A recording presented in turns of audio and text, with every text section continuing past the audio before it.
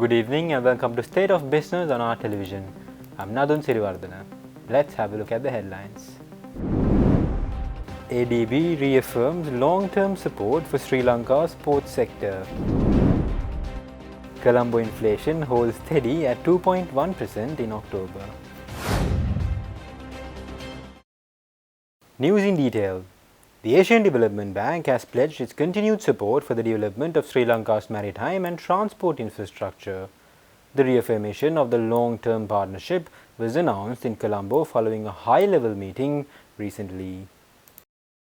The discussions between Minister of Ports and Civil Aviation Anura Karunatilaka, Deputy Minister Janin Ruan Kodituaku and ADB Country Director Takafumi Kadano focused on both historical cooperation and future development plans.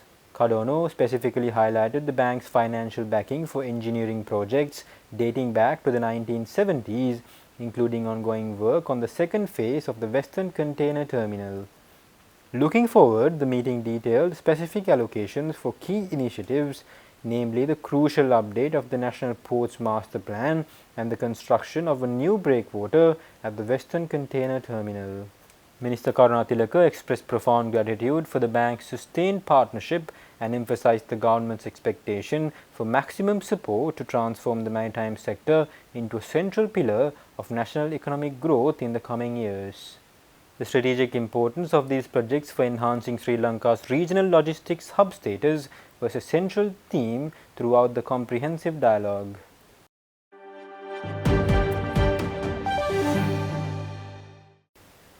Now the Department of Census and Statistics has released the latest Colombo Consumer Price Index, showing the headline inflation rate held at 2.1% year-on-year.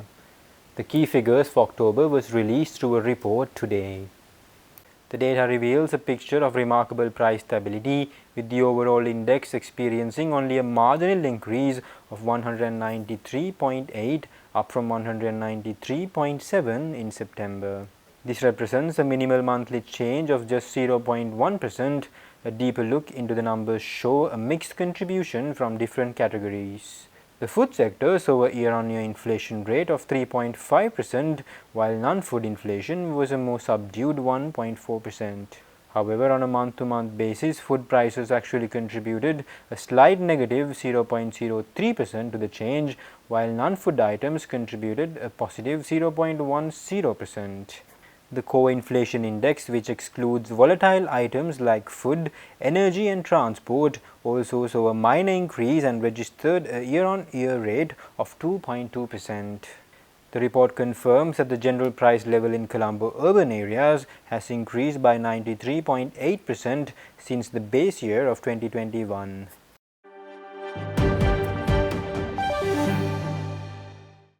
Now the government has secured a $90 million loan from the Asian Development Bank to improve rural road connectivity across the country. The funding under the second integrated road investment program will support the upgrading of approximately 500 kilometers of rural access roads. The loan agreement was formally signed at the General Treasury in Colombo by Finance Minister Secretary Dr. Harshana Suryaperuma and ADB Country Director Takafumi Kadano. The program aims to enhance road transport efficiency by improving connectivity between rural communities and key socio-economic centers. The project will upgrade rural access roads to all-weather, climate-resilient standards that are inclusive and accessible for the elderly, women, children and persons with disabilities. Additionally, the funding will facilitate the rehabilitation of 21 kilometers of national roads and the maintenance of 100 kilometers of rural access roads. The Ministry of Transport, Highways and Urban Development will serve as the executing agency, while the Road Development Authority will implement the program. The initiative also focuses on strengthening the institutional capacity of national road agencies to ensure sustainable infrastructure development and maintenance.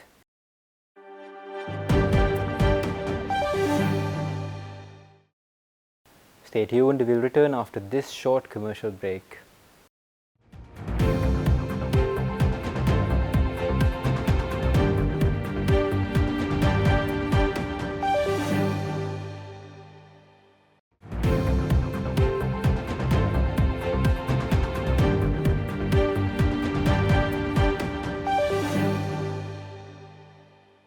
Welcome back. Sri Lanka has taken significant strides towards establishing itself as a regional hub for the blue economy with the successful conclusion of the Voyage Sri Lanka 2025 International Marine Summit. The event, organized by the Export Development Board, drew over 250 local and international delegates to Colombo. Held under the theme Unveiling the Blue Economy Potential of Sri Lanka, the summit featured high-level government participation, including Minister of Industry and Entrepreneurship Development Sunil Handunhetti and Minister of Labour Professor Anil Jayantha, who delivered the keynote address emphasizing job creation and sustainable development. The event focused on critical maritime sectors including shipbuilding and repair, offshore services, fisheries, aquaculture and nautical tourism. Three panel discussions explored Trincomalee's potential as a strategic gateway, offshore oil and gas exploration as an economic game changer, and synergies between boat building and nautical tourism. The summit also facilitated business-to-business meetings and networking sessions that resulted in preliminary agreements for joint ventures in exploration and technology transfer. Supported by organizations including Ceylon Bank and the Sri Lanka Tourism Promotion Bureau, the event has positioned itself as a flourishing center for marine innovation in the Indian Ocean region, with plans already underway for the 2026 edition.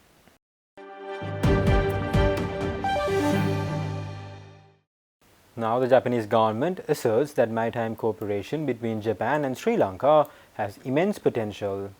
Japanese ambassador in Sri Lanka, Isamoto Akio, hosting a reception on the occasion of Japan Self-Defense Forces Day, said that Japan's new official security assistance facility is being provided to Sri Lanka as a grant. On the 28th of this month, the Embassy of Japan in Sri Lanka and the Japan Maritime Self-Defense Force, Akebondo, co-hosted a reception on the occasion of Japan Self-Defense Forces Day.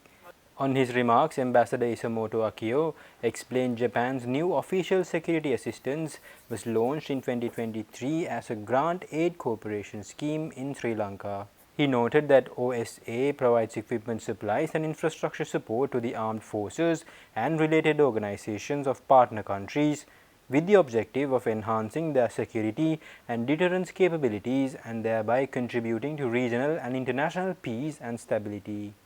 The ambassador further referred to the agreement signed during the recent visit of President Anurukumara Dissanayake to Japan, under which Japan will provide Japan-made unmanned aerial vehicles to the Sri Lankan Navy to strengthen its maritime surveillance and disaster response capacities, marking the first OSA project for Sri Lanka.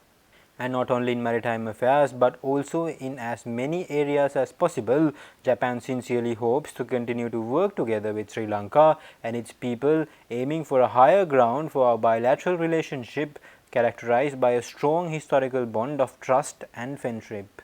On the morning of 29th of October, crew members of JS Akebondo conducted a beach cleaning activity around Goldface Green, contributing to clean Sri Lanka and further strengthening the friendship between our nations.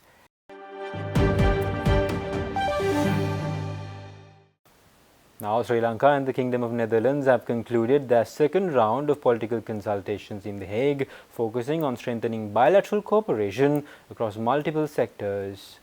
The discussions laid the groundwork for celebrating 75 years of diplomatic relations between the two countries next year.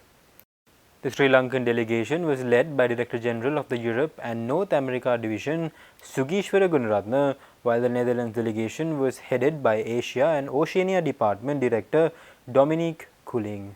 Key discussion points included enhancing maritime cooperation, port development, and maritime safety, building on existing technical partnerships between the Sri Lanka Ports Authority and Dutch institutions. Both sides welcomed ongoing cultural collaboration, particularly the Netherlands' commitment to addressing historical legacies through the return of cultural heritage items. The delegations also reviewed current trade, investment and tourism ties, with Netherlands remaining among Sri Lanka's top 10 tourism source markets. The meeting emphasized the importance of regional stability and multilateral cooperation through organizations like BIMSTEC and IORA, while both countries agreed to maintain periodic consultations to further strengthen their partnership.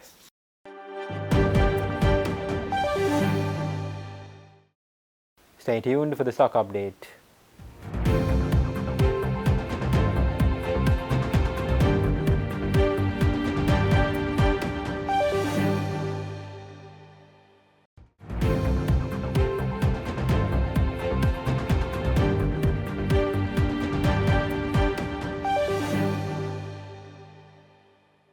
Trading at Colombo Stock Exchange ended on mixed notes today.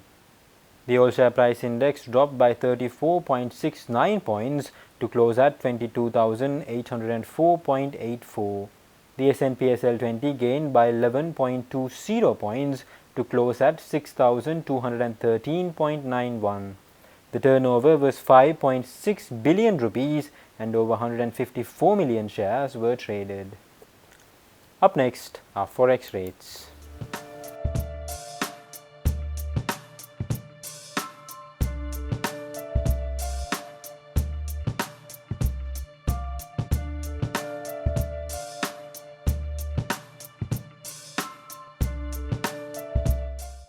And before we say goodbye for the day, we bring you a story you will really love and enjoy. Here's a look at a special exhibition held by grade 1 to 5 students at Wesley College. The school's primary section in Havelock Town organized the event titled Wonder in Little Hands. The children created all the exhibitions with the assistance of their class teachers and parents. The exhibition day was also an open day for parents, allowing them inside the classrooms to witness their children's work and proven talents.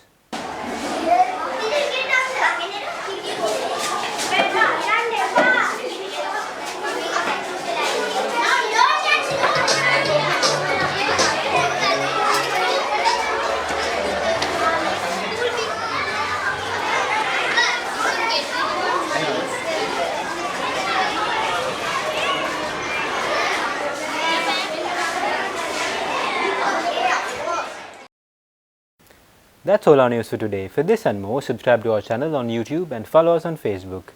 Take care and good night.